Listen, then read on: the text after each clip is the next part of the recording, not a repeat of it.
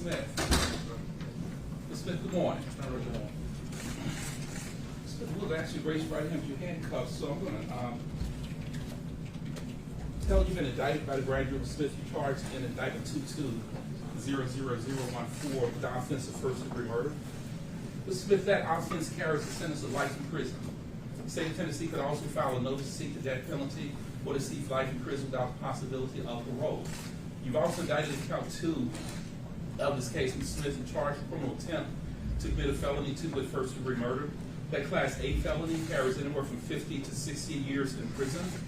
Count 3, Mr. Smith, charges you with being a convicted felon in possession of a firearm, alleging that you've been convicted of an aggravated assault. That's a felony with statutory elements involving violence and attempted use of violence.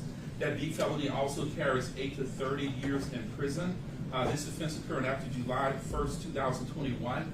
That's an 85% sentence, Mr. Smith. If you're convicted of that crime, you have to serve 85% of that sentence. You've also been charged with being employing a firearm in the commission of a felony offense. That C felony carries anywhere from 3 to 15 years in prison. The gun charge is a 100% sentence, Mr. Smith. If you're convicted of a gun charge, you have to serve 100% of that sentence, would have to run consecutive to attempted murder. You've also been indicted by the grand jury and charged with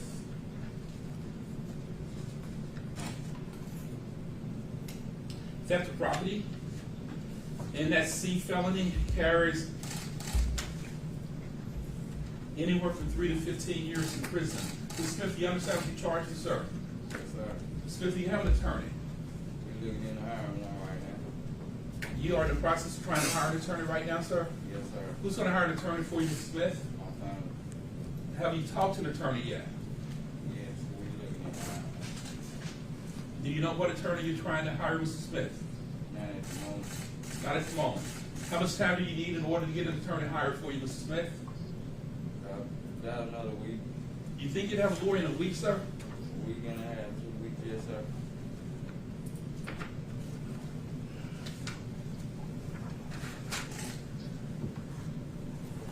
Have a seat for a second. Talk to you in a minute, please, sir. Mr. Justin Johnson. Mr. Johnson, good morning, sir. Mr. Johnson, in that indictment 2103333, you are indicted for the same similar conduct, rather, let me rephrase that, as in 22-00014, rather, you're indicted for the same conduct as your co-defendant, Mr. Cornelius Smith. Count 1 charged you with first-degree murder.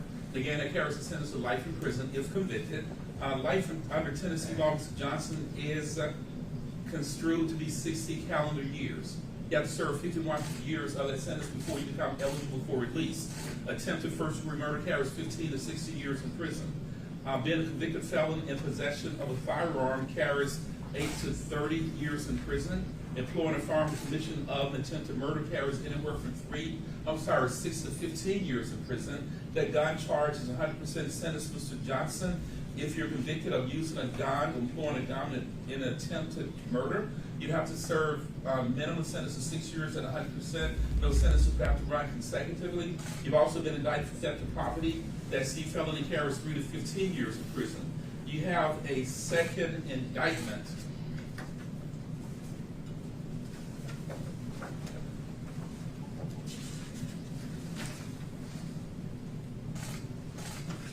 That apparently was superseded by the other indictment, which I just read into the record. 121-03333 charged for first-degree murder, attempted first-degree murder, and theft of property.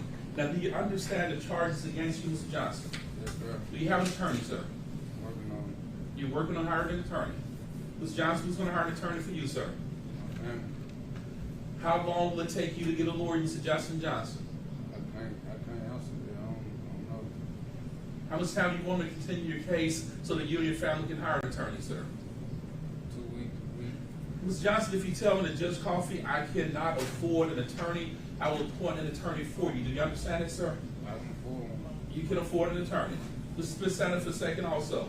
Mr. Smith, if you tell me that you cannot afford an attorney, I will appoint a lawyer for you also. Do you understand it, sir? Yes, sir. You tell me that you can afford an attorney. Yes, sir. Mr. Johnson, Mr. Smith, you do not need the court to appoint an attorney for you. Is that correct? No, sir. And Mr. Smith, you told me you can have an attorney hired in a week or 2.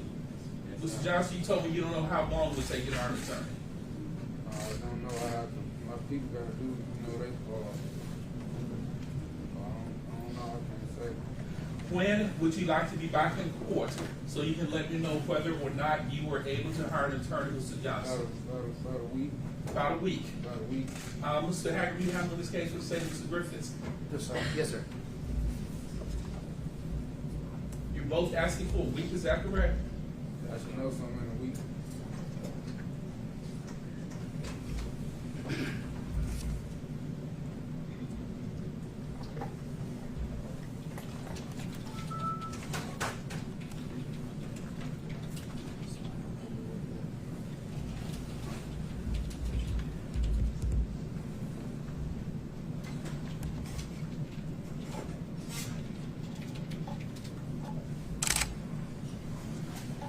Mr. Hagerman, with Friday of next week, the 28th of January, be a good day for you? That's just fine, Judge. Yes, sir.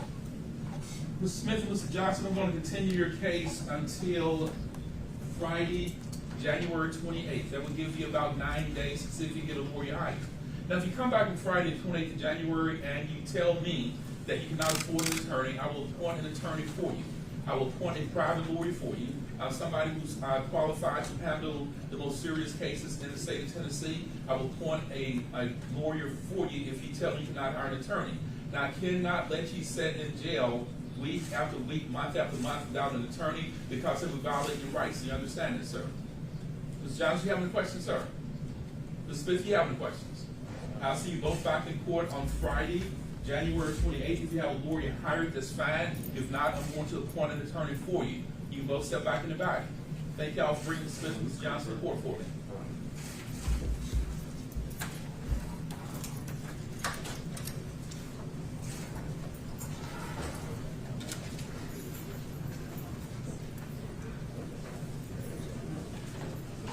We call the court to recess. Everyone to remain seated. Court stands at recess.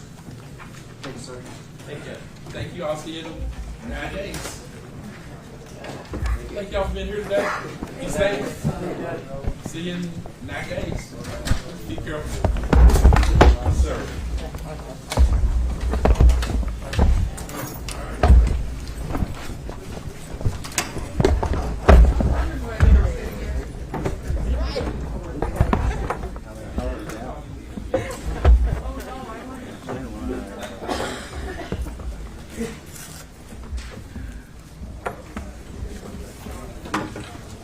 Did the family already leave?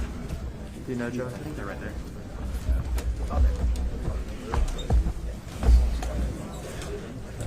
They're right here. Perfect.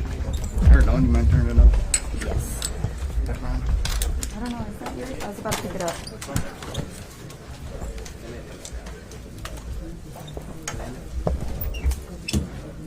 Y'all slow down like 4 feet this way for the deputies. We got hose. There we go. Yeah, there we go. Now we can see Let me get it. that. Beautiful. Much better.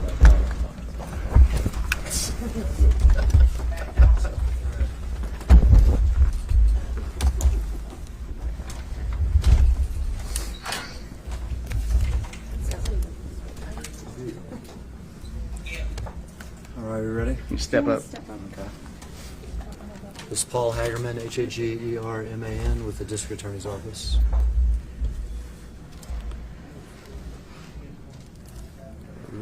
Okay, so we saw, but what exactly happened today?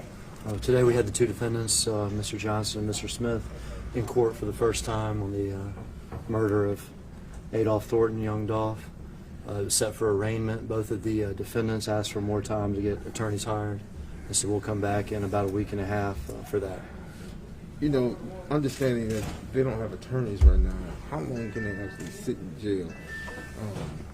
Our judges here try to get people attorneys fast. They don't want them just sitting in jail. Now, these defendants have a right to hire an attorney, of their choosing. Sometimes it can take a defendant up to a month to do that. This judge wants to make sure these defendants have an attorney, sooner rather than later.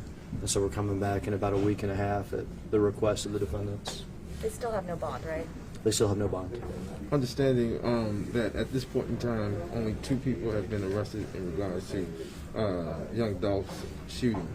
Do we know of any other arrests? Do we know we can move on right now? All I can say is the investigation goes on. Is Mr. Barnett, he was in Indiana in jail. He's charged as an accessory after the fact.